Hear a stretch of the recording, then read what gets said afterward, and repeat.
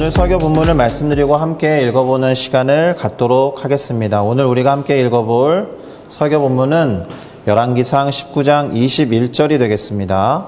열왕기상 19장 21절을 성경책을 갖고 계신 분들은 펼치셔도 좋고 어플을 찾아보셔도 좋은데요. 갖고 있지 않다면 띄워드린 PPT 화면을 보시면서 다 같이 함께 읽어보도록 하겠습니다.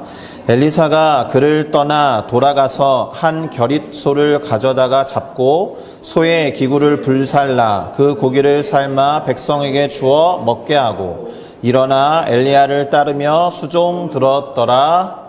아멘.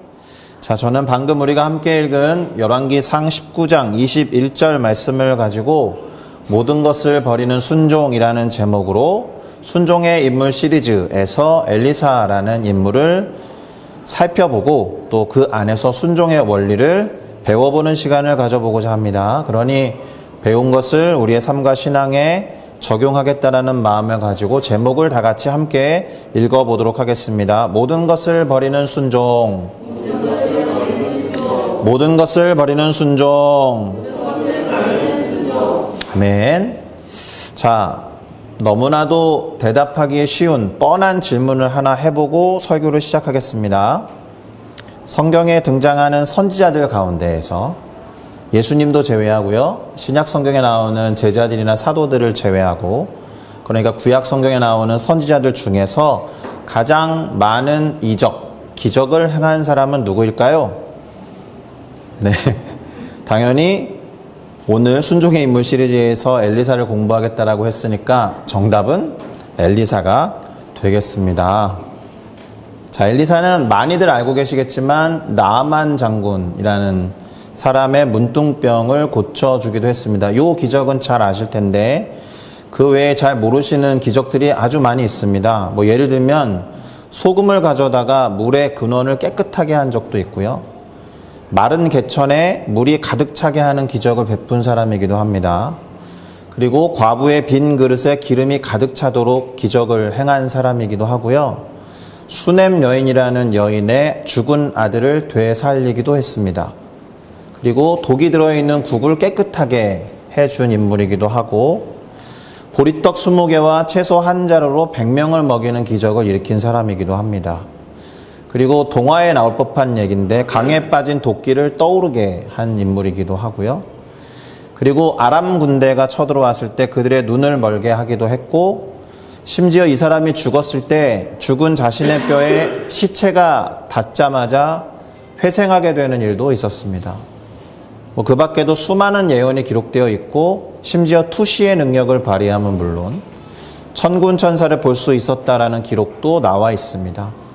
이렇게 보면 엘리사는 상당히 위대한 기적과 일들을 많이 행하였고 스승이었던 엘리야를 떠올리게 하는 기적도 일으켰습니다. 비슷한 내용의 기적.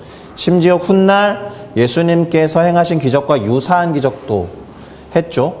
오병이어와 비슷한 기적을 행했다는 거예요. 물론 먹인 인원수는 비교가 되지 않을 테지만 자, 이러한 엘리사는 비옥한 요단강 골짜기 계곡에 있는 아벨 무홀라라는 성에 살았던 사밧이라는 사람의 아들이었습니다. 그러니까 엘리야라는 그 스승, 이제 차후의 스승이 되는데요. 엘리야라고 부르는 그 스승으로부터 부름을 받아서 그의 뒤를 이어서 선지자가 되기 전까지 아버지 사밧이라는 사람의 뒤를 따라서 평범한 농부로 살았던 것으로 보입니다. 이 스승 엘리야가 그 바알 선지자들과 아세라 선지자들 850명과의 그 갈멜살 전투에서 엄청난 승리를 했잖아요. 그 뒤를 이어서 정말 가장 위대한 선지자라고 칭함받는 엘리야의 뒤를 이었다라는 부담감 때문에 쉽지 않았을 법한데 50년 이상이나 사역을 했고요. 그리고 국가적인 위기가 닥칠 때마다 매우 뛰어난 역량을 발휘한 리더십이었습니다. 이방 민족의 침략을 저지하고 나라를 지킨 호국 선지자라고 할 수가 있습니다. 엘리사라는 이름의 뜻이 그런 뜻이거든요. 하나님이 구원이시다 이런 뜻이에요. 그러니까 정말 구원자 하나님을 잘 전달하는 선지자가 틀림이 없습니다. 그리고 일반적으로 성경에는 사람의 외모에 대해서 잘 기록해 놓지 않는데 엘리사에 대해서는 열왕기하 2장에 보면 엘리사가 대머리였다라는 표현이 나옵니다. 자, 엘리사가 활동할 당시에 북왕국 이스라엘은 정치적으로는 아합 왕이 죽었어요. 아합 왕은 지난주에 말씀드렸듯이 북왕국 이스라엘의 초전성기를 구가하게 했던 왕입니다. 물론 영적으로는 대단히 타락을 많이 한 왕이지만, 그러니까 아합 왕이 죽고 나니까 북왕국에 속해 있었던 여러 속국들이 반란을 일으킵니다. 예, 그리고 북방 지역에 아까 아람 군대 얘기를 잠깐 했었는데 이 아람 왕국이 점점 왕성해져서 쳐들어오기도 하고 그래요. 그러니까 대내 외적으로 아주 힘든 시기에 활동한 선지자입니다. 뭐 종교적으로는 말할 것도 없죠. 지난주에 엘리야 선지자 이후에 바알 종교의 영향이 한풀 꺾이기는 했어도 여전히 우상 숭배 그리고 영적인 타락에 지속되는 그런 시대에 살고 있었습니다. 이러한 배경 속에서 하나님이 그의 스승 엘리야에게 말씀을 주시고 그 하나님의 말씀에 따라서 엘리야가 엘리사를 다음 선지자로 지목하게 되는 그러한 시점부터 오늘 이야기를 시작하도록 하겠습니다. 하나님이 말씀하신 것처럼 엘리야는 엘리사를 자신의 다음 선지자로 선택해서 부르게 돼요. 자, 엘리야가 엘리사를 부르는 장면을 기록한 열왕기상 19장 19절을 제가 한번 읽어보겠습니다. 엘리야가 거기서 떠나 사밧의 아들 엘리사를 만나니 엘리사가 12 겨릿소를 앞세우고 밭을 가는데 자기는 12째 겨릿소와 함께 있더라. 엘리야가 그리로 건너가서 자신의 겉옷을 엘리사의 위에 던졌더니 이렇게 되어 있습니다. 자, 엘리야가 엘리사를 찾으러 갔을 때 엘리사가 뭐라고 있었다고요?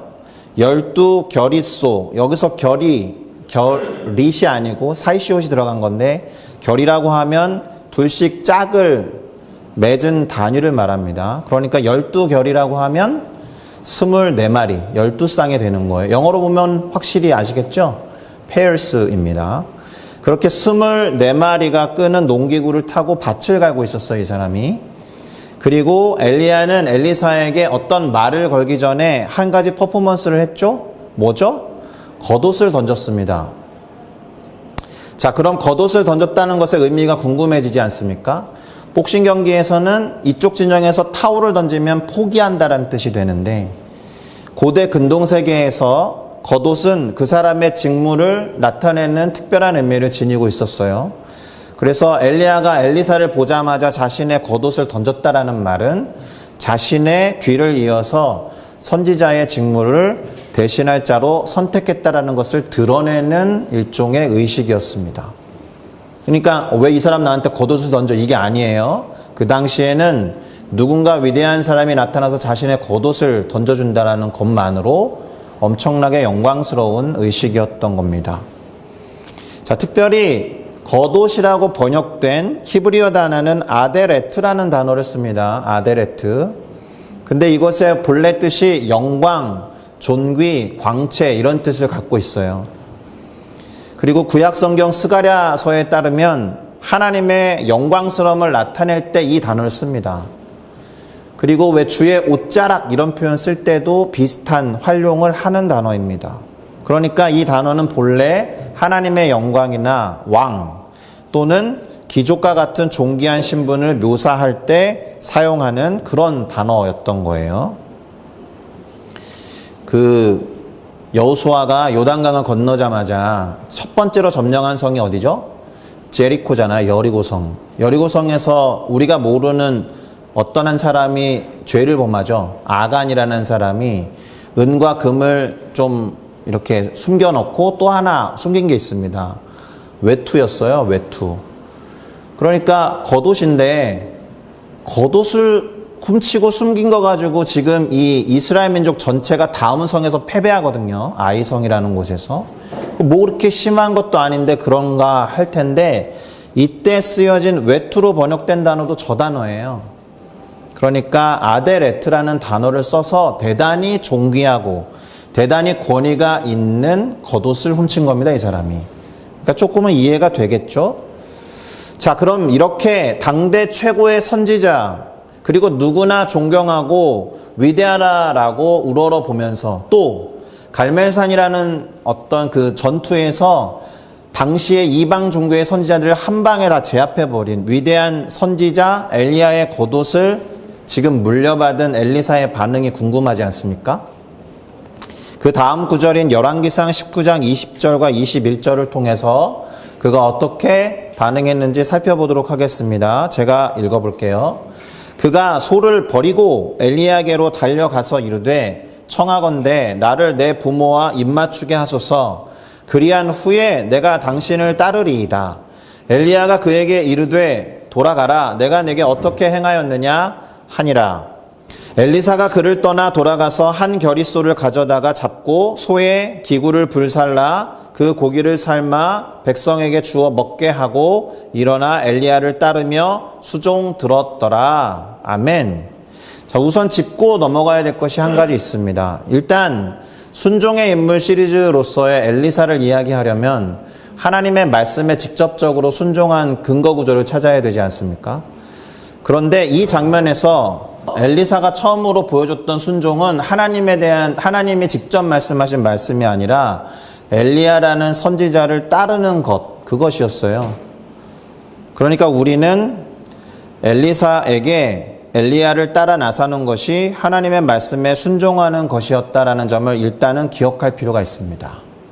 약간 간접적인 명령에 순종한 것처럼 보이는데, 왜냐하면 하나님이 엘리야에게 엘리사로 하여금 그를 대신하는 선지자가 되게 하라고 먼저 명령하셨기 때문에 그렇죠. 2단계로 이루어진다는 거예요. 엘리야가 하나님의 말씀에 순종해서 엘리사를 찾아왔고, 그리고 엘리사는 엘리야의 이 초대에 응하는 것이 순종의 과정이었다라는 거예요. 하나님이 말씀하신 것을 한 번 더 읽어볼까요? 열왕기상 19장 16절입니다. 너는 또 nim시의 아들 예후에게 기름을 부어 이스라엘 왕이 되게 하고 또 아벨 무홀라 사밧의 아들 엘리사에게 기름을 부어 너를 대신하여 선지자가 되게 하라. 이렇게 하나님이 명령하셨다라는 거예요. 그러니까 엘리사에게 기름을 붓고 엘리야를 대신하는 선지자로 삼으려고 찾아가서 첫 번째로 행한 의식은 겉옷을 던지는 거였다. 그러니까 다시 말씀드립니다. 엘리사의 첫 번째 순종은 하나님의 명령과 말씀의 직접적인 순종이 아니라 자신을 부르는 엘리야라는 스승의 반응, 부름에 반응하는 것이었다. 그런데 엘리사가 엘리야를 바로 따르면서 수종을 들지 않았다는 거예요. 순종의 측면으로 말하면 바로 순종하지 않았다는 뜻입니다. 그랬죠? 엘리사가 엘리야에게 뭐라고 했습니까? 나를 내 부모와 입맞추게 하소서. 그렇게 한 뒤에 내가 당신을 따르겠습니다. 이렇게 말한 거예요. 자, 그러면 우리는 신약 성경에 나오는 어떤 장면이랑 오버랩이 되게 돼 있습니다. 그래서 예수님이 하신 말씀과 비교를 좀 해보려고 하는데, 누가복음 9장에 보면은 예수님을 따르겠다라고 하는 사람들이 나오는데, 그 사람들이 이런저런 이야기를 하면서 약간 양해를 구하려고 할 때 예수님이 하신 말씀이 있습니다. 아주 유사한 구절이 하나 있습니다. 누가복음 9장 61절부터 62절인데 제가 읽어볼게요. 또 다른 사람이 이르되 주여 내가 주를 따르겠나이다마는 나로 먼저 내 가족을 작별하게 허락하소서. 예수께서 이르시되 손에 쟁기를 잡고 뒤를 돌아보는 자는 하나님의 나라에 합당하지 아니하니라 하시니라. 작별 인사니까 당연히 입맞춤하러 간 거예요. 그렇게 하고 싶어서 가족들을 작별하게 허락해 주십시오라고 했던 이 사람에게 예수님은 부정적인 말씀하신 거예요. 그러면 자, 엘리사가 엘리야에게 말한 것과 같이 가족에게 작별을 하고 따르겠다라고 한 사람에게 예수님은 부정적으로 말했는데, 엘리야는 그렇게 하라고 허용한 것이, 이런 생각을 들게 하지 않습니까? 유사한 장면에서 왜 성경은 다른 메시지를 주는 것 같으냐, 이런 생각을 해봐야 됩니다. 제가 몇 차례 말씀을 드렸는데, 성경을 읽을 때 전후 맥락이 어색하게 연결된다거나, 그리고 대화의 흐름이 자연스럽지 않을 때, 이럴 때 더 주목하라고 말씀을 드린 바가 있습니다. 여러 차례. 그리고 이렇게 동일한 상황처럼 보이는데 뭔가 반대되는 이야기를 하고 있을 때, 바로 이럴 때 더 본문을 유심히 살펴보고 깊이 들여다봐야 한다라고 말씀드린 적이 있습니다. 보통 이런 경우에는 특별한 가르침과 교훈이 숨겨져 있기 때문에 어색한 전개가 있는 거예요. 그래서 엘리야에게 양해를 구하고 부모님을 뵈러 갔던 엘리사가 무엇을 했는지 따라가서 살펴볼 필요가 있는 거예요. 그 다음 맥락과 비교하기 위해서. 이미 우리가 설교 본문이라고 말씀드리고 함께 읽었던 구절이 있습니다. 열왕기상 19장 21절을 한 번 더 읽어볼게요. 그렇게 말해놓고 엘리사가 그를 떠나 돌아가서 한 겨릿소를 가져다가 잡고 소의 기구를 불살라서 그 고기를 삶은 뒤 그것을 백성에게 주어서 먹게 하고 일어나서 엘리야를 따르며 수종들었다라는 거예요. 자, 엘리사가 엘리야에게 양해를 구하는 것이 무엇이었습니까? 부모님에게 입맞춤하고 오겠습니다 했잖아요. 그 내용은 기록되어 있지 않습니다. 그러면 거짓말을 한 건가요, 엘리사가? 그렇지는 않아요. 생략됐을 뿐이에요. 그러면 부모님에게 작별 인사를 하고 입맞춤을 하고 내가 이제 엘리야를 따라서 이 집을 떠나겠습니다라고 말한 다음에 했던 행동이 훨씬 중요했기 때문에 저렇게 기록되어 있는 겁니다. 이 사람이 뭘 했습니까? 한 겨릿소니까 2마리 소를 잡고 그 고기를 삶아서 백성들에게 주어서 먹게 했다라는 거예요. 자, 여기에서 어떤 느낌이 옵니까? 바로 이 부분 때문에 엘리야는 엘리사가 잠시 시간을 갖고 자신을 따르는 것을 허락했다라고 봐도 무방하거든요. 엘리사의 어떤 성품과 성정이 드러나는 거예요. 엘리사라는 사람이 무엇에 관심을 갖고 있었고 무엇에 집중하고 있었는지를 드러내기 위해서 신약 성경과 대조되는 듯한 구절이 들어가 있는 겁니다. 무슨 말일까요?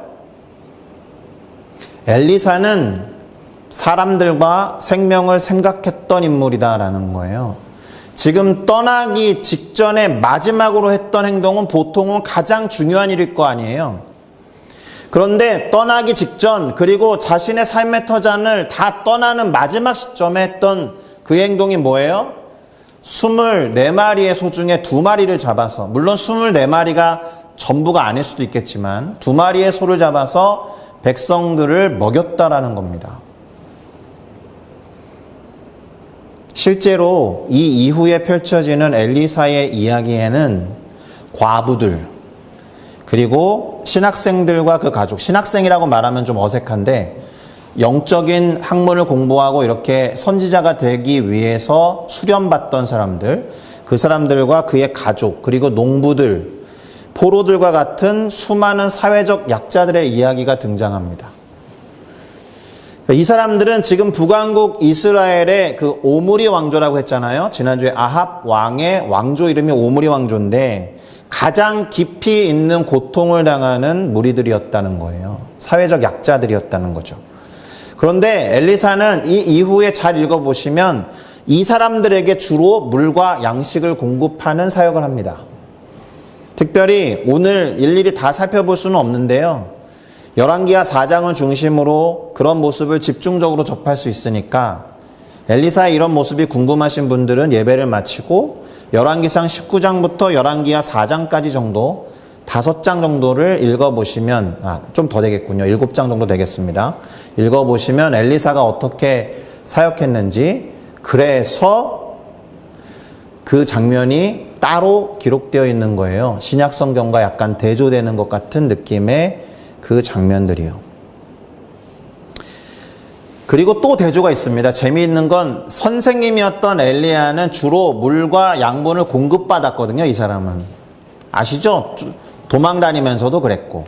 그런데 엘리사는 생명에 필요한 것을 사람들에게 적극적으로 공급했던 사람이에요. 자, 그러니까 엘리야에게 지금 나를 따르라라는 의미에서 겉옷을 던졌을 때 즉시로 순종하지 않고 약간 인터벌을 가진 것처럼 보이는 이 장면이 불순종의 모습이라기보다는 엘리사라는 사람이 어디에 관심을 두고 어떤 사역을 할 것인지 예상할 수 있는 하나의 힌트가 된다라는 겁니다. 백성들을 마지막 장면에서 가장 중요할 때에 소고기를 먹였다라는 측면에서 볼 때. 할렐루야. 자, 그럼 이제 우리 성도님들에게 한 가지 여쭤봐야겠죠. 무엇인가 중요한 일을 하기 직전에 한 가지를 반드시 챙겨야 한다면 우리 성도님들은 무엇을 하실 것인가? 보통은 집을 나서기 전에 가스밸브를 잠근다. 중요하죠. 가스가 터지면 안 되니까. 예. 뭔가 먼 길을 떠날 때 부모님에게 뭔가를 하고 가거나 그렇겠죠? 그러니까 엘리사가 얼마나 사람들에게 관심이 있었는지를 잘 드러내주는 구절이다라는 거. 그걸 가지고 왜 성경은 똑같은 상황에서 대조되는 메시지를 줍니까? 라고 할 게 아니다 라는 말입니다. 하나님이 부르셔서 선교지로 나아가는 선교사님들이 정말 마지막에 무엇을 할까요? 그런 생각을 하시면서 우리가 어디에 가치를 두고 어디에 우선순위를 두고 있는지 한번 점검하는 대단히 유용한 질문이 될 거라고 생각합니다. 한번 생각해 보시면 좋겠습니다. 그런데 이왕 비교를 할 거라면 한 가지만 더 비교를 해 볼 텐데요. 그것은 엘리사도 어느 정도 부유했거든요, 이 사람이. 그쵸? 24마리의 소로 밭을 가를 정도면 밭이 얼마나 컸겠어요? 그리고 24마리가 밭을 가는 용도의 소였다는 거니까 엘리사도 상당히 부유했다는 거죠. 그런데 신약 성경에 보면 예수님을 찾아왔던 부자 청년이 있어요. 엘리사와 비교도 안 될 만큼 큰 부자였던 것 같아요. 그래서 우선 엘리사와 이 부자 청년을 비교하기 위해서 엘리사가 얼마나 부자였는지를 잠깐 단서로 말씀드리면 12겨리소를 앞세우고 밭을 갈았다라는 측면을 본다라는 거죠. 다시 말씀드리지만 12겨리의 소는 24마리의 소를 말씀드리는 겁니다. 자, 밭갈이를 하는 소가 24마리. 제법 부자였다라는 것을 잘 드러내는데 상황적으로는 어떤 거냐면 그 스승 엘리야를 만나기 전에 엘리야에 의해서 이 북왕국 이스라엘에 3년 동안 비가 내리지 않았잖아요. 그리고 비가 내렸죠. 그 상황에서 이 집안은 24마리 이상의 소가 있었다는 거니까. 그리고 밭을 기경할 정도였으니까 부자가 맞습니다. 아주 큰 부자는 아니었다 하더라도 매우 넉넉하고 부유했던 엘리사가 엘리야를 따라 나선 것이 결코 쉽지 않았을 건데 이 사람은 다 내려놓고 엘리야를 따랐다라는 거죠. 그리고 2마리의 소까지 잡아서 백성들을 먹인 다음에. 그래서 누구랑 비교할 수 있느냐? 마태복음 19장에 나오는 부자 청년과 비교를 할 겁니다. 마태복음 19장 21절에서 22절을 한번 읽어보겠습니다. 예수께서 이르시되 네가 온전하고자 할진대 가서 네 소유를 팔아 가난한 자들에게 주라. 그리하면 하늘에서 보화가 내게 있으리라. 그리고 와서 나를 따르라 하시니 그 청년이 재물이 많음으로 이 말씀을 듣고 근심하며 가니라. 어떻습니까? 재물이 많은 청년이 주님과 재물 사이에서 갈등한 거예요, 지금. 자, 누구나 모든 것을 포기하고 주님을 따르는 삶이 가능한 건 아니라는 생각이 듭니다. 그렇죠? 지금 이 자리에 있는 성도 여러분들에게 모든 것들을 다 팔아 넘기고 우리 이제부터 이 교회에 모여서 24시간 동안 막 기도하면서 금식하면서 주님을 기다리고 예배하십시다. 그러면 아무도 안 오시겠죠? 네. 저도 그렇게 못합니다. 자, 성경을 보면 그런데 아브라함도 그랬고 베드로와 요한과 야고보도 그랬고 심지어 세리 마태도 그랬고 초대를 받고 부름을 받았을 때 즉시로 모든 것을 내려놓고 떠나갔던 사람들을 많이 찾아볼 수 있습니다. 엘리사를 포함해서 이러한 사람들에게서 배울 수 있는 공통점들이 있어요. 첫 번째는 그들이 믿음의 사람들이었다는 거죠. 두 번째는 눈에 보이는 것에 그렇게 관심이 있지 않았어요. 눈에 보이는 것 너머에 있는 영적이고 영원한 것에 관심을 둔 사람들이었다라는 겁니다. 그것이 절대적으로 충성되고 순종할 수 있었던 이유죠. 자, 이처럼 엘리사는 모든 것을 버려두고 엘리야를 따라갔고 그의 제자로서 이제 그를 수종하게 되었습니다. 그렇게 모든 것을 내려놓을 수 있었기 때문에 따름이 쉬웠는지 그 다음에 엘리사의 행보가 좀 재밌는 게 있습니다. 엘리야를 끝까지 아주 충성스럽게 따르는 엘리사의 모습을 어떻게 볼 수 있느냐? 열왕기하 2장 1절부터 10절에 보면 엘리야가 엘리사에게 여기 머물러 있어, 나는 어디 갈 테니까 할 때도 따라가요. 또 이동해서 너는 여기 머물러 있어, 나는 주님이 부르신 곳으로 갈 테니까 하고 또 따라가요. 그거를 3번 반복해요. 그 장면을 읽어볼까요? 열왕기하 2장 1절에는 지도와 함께 제시하면 이렇게 됩니다. 너 여기 머물러 있어, 여호와께서 나를 베델로 보내실 거야. 지금 길갈에서 시작했거든요, 여기. 그래서 베델로 갑니다.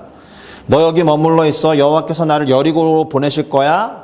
그래서 베델에서 여리고로 갑니다. 그래도 엘리사가 엘리야를 따라가요. 너 여기 머물러 있어, 여호와께서 나를 요단강으로 보내실 거야. 그래서 여리고에서 요단강을 건너가는데 엘리사는 끝까지 따라갑니다. 이렇게 비슷한 내용의 구절이 3번 장소만 바뀌어서 계속돼요.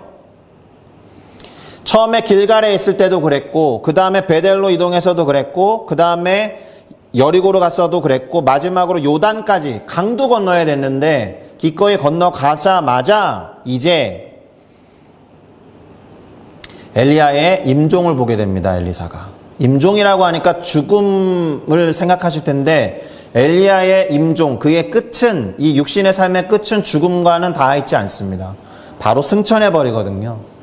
그러니까 엘리사가 엘리야를 이렇게 거의 4군데의 장소를 옮겨 다니는 것을 쫓아가지 않았다라면 스승 엘리야의 마지막 모습을 보지 못했을 거다라는 거예요.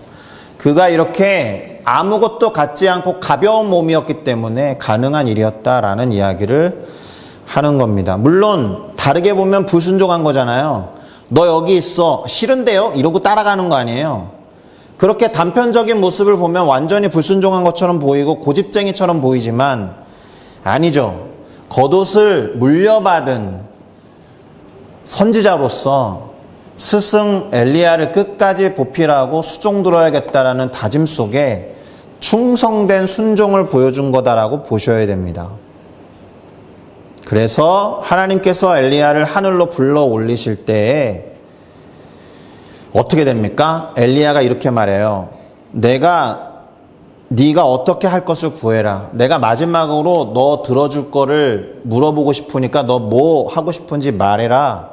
그때 엘리야가 뭐라고 합니까? 선생님, 당신의 영감, 영적으로 보여지는 파워, 그것을 저에게 갑절로 주세요. 2배로 주세요라고 기도합니다. 그랬더니 엘리야가 뭐라 그래요? 네가 참 어려운 요구를 하는구나. 이렇게 말해요. 그걸 자기가 줄 수 있는 게 아니니까. 그렇죠? 그러나 하나님께서 나를 불러 올리는 그 순간에 네가 그 장면을 혹시 본다라면 그게 사인이 되어서 너에게 영적인 능력이 2배로 임할 거야. 이렇게 말해줍니다. 그거를 성경으로 읽어드리면 이렇게 되죠. 열왕기하 2장 9절에서 10절입니다. 건너매, 요단강을 건넜다는 거죠. 엘리야가 엘리사에게 이르되 나를 내게서 데려감을 당하기 전에, 내가 승천되기 전에 내가 내게 어떻게 할지를 지금 말해라. 엘리사가 이르되 당신의 성령이 하시는 역사가 갑절이나 내게 있게 하소서라고 말한 거예요. 그랬더니 엘리야가 뭐라 그랬어요? 네가 참 어려운 일을 나한테 구하는구나. 그러나 나를 너로부터 데려가시는 것을 혹시 네가 본다면 그 일이 너에게 이루어질 것이지만 네가 그렇게 보지 못한다라면 안 이루어질 거야 라고 표적을 이야기하는 거죠. 어떻게 됐습니까? 결국 엘리사는 스승이 불수레와 불말을 타고 하늘로 올라가는 장면을 봤기 때문에 이 간청이 들어진 거죠. 그래서 두갑절의 영역이라고 해야 될까요? 성령이 임하셔서 행하시는 능력의 2배, 그 2배를 힘입어서 사역을 하게 됩니다. 그래서 아까 말씀드렸듯이 구약 성경에 나오는 선지자들 중에서 가장 많은 기적을 행한 사람으로 기록될 수 있었던 거죠. 자, 그러면 마지막으로 이런 질문을 하나 던져보겠습니다. 엘리사가 엘리야의 성령이 하시는 역사에 두갑절을 요구한 이유가 무엇일까? 단순히 은혜에 대한 욕심이나 그래도 스승보다는 높은 자리에 가야지 이런 욕심 때문이었을까? 그렇게 볼 수 없다라는 거죠. 아마도 자신이 지금부터 감당해야 하는 사역에 은혜와 능력이 절실하다는 것을 깨달았던 거죠. 끊임없이 여호와를 배반하고 강팍해져 있는 북왕국 이스라엘 백성들 가운데서 위대한 선지자 엘리야의 뒤를 이어서 사역해야 하는 비교도 될 수 없는 초라한 내가 그것을 감당할 자신이 없으니 적어도 2배의 영역이 있어야 할 것 같습니다라고 겸손하게 구한 거다라는 거예요. 다시 말씀드리면 위대한 선지자 엘리야와 자신을 비교했을 때 자신은 터무니없이 부족한 사람이라는 것을 인식했고 받아들였고 인정했기 때문에 주님의 강력한 도우심이 2배 이상이 필요합니다라고 실질적으로 겸손하게 구했다라는 겁니다. 이와 같이 하나님의 은혜와 은사가 나 자신의 어떤 영달을 위해서 그런 것으로 쓰일 수 없다라는 거죠. 만족이나 쾌감을 위해서 주어지는 것이 아니다. 우리가 감당할 만한 사역과 사명을 위해서는 하나님의 은혜가 절대적으로 필요하다는 거예요. 하물며 엘리야와 같은 선지자가 그 정도였는데, 엘리사와 같은 선지자가 그 정도였는데 우리는 어떻겠습니까? 주님께 어쩌면 몇 갑절의 능력을 구해야 하는 것이죠. 자, 이처럼 스승 엘리야를 끝까지 따르면서 하나님의 은혜를 사모했던 엘리사는 무엇보다도 그렇게 주어진 영적인 능력을 가지고 사명에 충실했던 사람, 그리고 끝까지 따라 나섰던 인내와 열정을 가진 헌신자였던 겁니다. 설교를 마무리하겠습니다. 엘리사를 통해서 배우는 순종의 원리는 딱 하나입니다. 그것은 무엇이냐 하면 그가 가지고 있었던 모든 것을 내려놓았기 때문에 가볍게 순종할 수 있었다라는 거예요. 가볍게 스승을 끝까지 따르면서 그 자리를 대신하는 충성스러운 후임 선지자가 될 수 있었다. 모든 것을 내려놓고 궁극적으로 순종했을 때 온전하게 순종할 수 있다라는 거예요. 제가 한국에 있을 때 마라톤을 좀 했거든요. 그러니까 처음에 5km부터 시작해서 10km 하프까지 하고 50이 되기 전에 풀코스를 해야겠다. 근데 50대가 되기 전에 싱가포르로 왔잖아요. 그리고 지금 제 몸을 보세요. 풀코스를 감당할 만한 몸뚱아리가 되지 않습니다. 다시 시작을 해야 될 것 같기는 한데 어쨌든 장거리 경주를 뛰기 위해서는 가장 중요한 건 몸이 가벼워야 돼요. 그게 단지 체중이 적게 나가야 된다는 말이 아니고 자신의 근육과 관절이 버틸 수 있는 가벼운 몸이 되어야 한단 말입니다. 신발도 가벼워야 돼요. 마라톤 뛰면서 구두나 워커를 신고 뛰는 사람은 없어요. 군인을 제외하고. 입고 있는 복장도 그래야 돼요. 몸에 다른 뭔가를 달고 뛸 수 없어요. 휴대폰이 아무리 중요해도 마라톤 뛸 때는 휴대폰 들고 뛸 수가 없습니다. 자, 무슨 말입니까? 가볍게 가야 오래 갈 수 있다라는 거예요. 그리고 멀리 갈 수 있습니다. 신앙도 마찬가지입니다. 하나님을 바라보면서 그분을 따르기로 했다라면 그분 이외의 것을 모두 내려놓고 가볍게 가셔야 해요. 엘리사에게서 배울 수 있는 순종의 원리는 이겁니다. 그는 가볍게 뭐만 들고 간 것 같아요? 엘리야의 겉옷. 엘리야의 겉옷만 들고 가뿐하게 엘리야를 따라갔습니다. 그렇게 모든 것을 내려놓고 가볍게 갈 때 우리는 온전하게 순종을 할 수 있을 것입니다. 성도 여러분, 무엇이 가장 내려놓기 어렵습니까? 마지막으로 내려놓아야 할 것이 무엇일까요? 그것을 한 번쯤 진지하게 생각해 보시면서 온전한 순종과 충성을 결단하는 우리 모두가 되었으면 좋겠습니다. 할렐루야. 기도하시겠습니다.